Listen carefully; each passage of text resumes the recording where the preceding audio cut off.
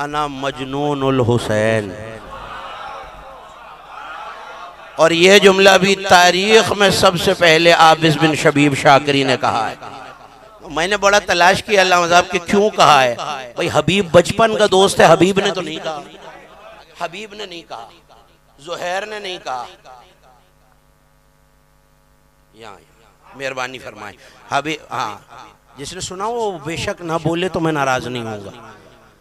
حبیب نے نہیں کہا، زہیر نے نہیں کہا. عابس نے کیوں کہا؟ میں نے تلاش کیا، جسے بات سمجھ میں آ جائے وہ میرے ساتھ ہو جائے، اور میں نے ممبر اپنے سے بہتر اور اچھے پڑھنے والوں کے حوالے کر دیا. عابس بن شبیب شاکری جب چراغ بجھائے نا امام حسین نے، آج عجیب انداز سے سن لیجئے، طبیعت منقلب کر دیے یاسر بھائی نے. سب چلے گئے، چراغ جلے.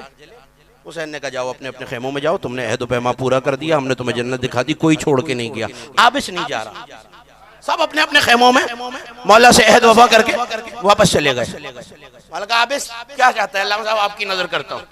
کیا لگا؟ مولا اريد شيء من حقیقتک، مولا آپ کے حقیقی فضائل سننا چاہتا ہوں.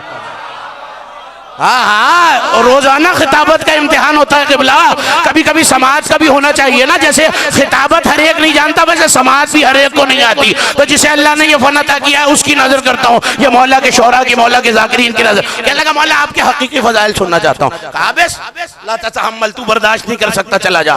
اب جملہ کہنے جا رہا ہوں، جو لفظوں کے خریدار ہیں، لفظوں کو سنبھالنے والے ہیں، شعراء کی پڑھنے والوں کی نظر کرتا ہوں. لفظ یہ ہے عابس حسین کے باب سے نکلا، حسین کے باب کے سامنے آ گیا.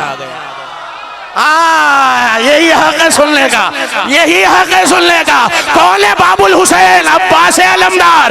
حسین کے دروازے سے نکلا، حسین کے دروازے پر آ گیا. چہرے پہ 12 بجے ہوئے ہیں عابس کے.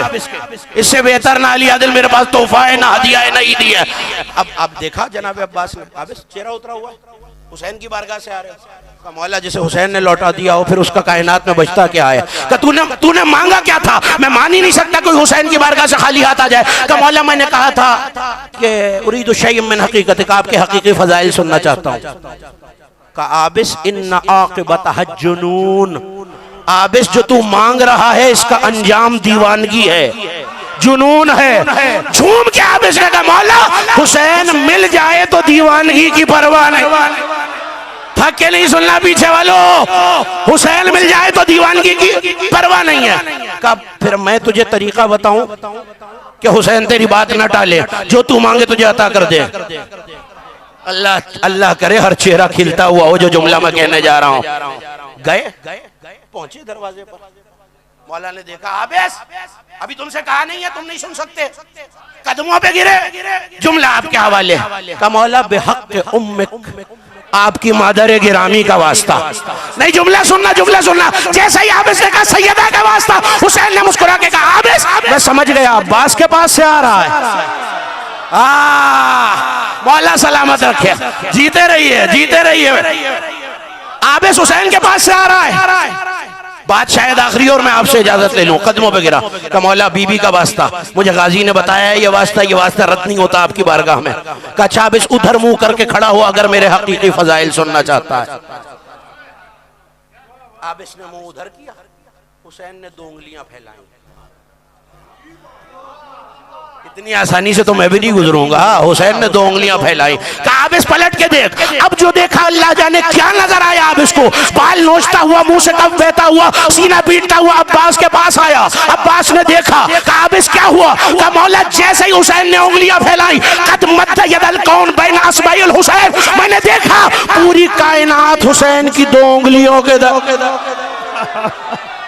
نہیں، جملہ آگے ہے، جملہ آگے ہے. پوری کائنات حسین کی 2 انگلیوں کے درمیان تھی. فتبسم العباس، عباس ایسے مسکرائے جیسے کسی بچے کی بات پر کوئی سمجھدار مسکرا دیتا ہے. کہ مولانا قولو حق زبان کا تبتسم، میں اتنی بڑی بات بتا رہا ہوں اور آپ ایسے ہنس رہے جیسے میں نے کوئی بچکانہ بات کی. مسکرا کے کہا نہ اس سے بڑے میرے پاس فضائل ہے نہ میں پڑھ سکتا ہوں. مسکرا کے کہا عابس ابھی تو نے حسین کی 2 انگلیوں میں دیکھا ہے، دیوانہ ہو رہا ہے. عباس 5 میں دیکھ چکا.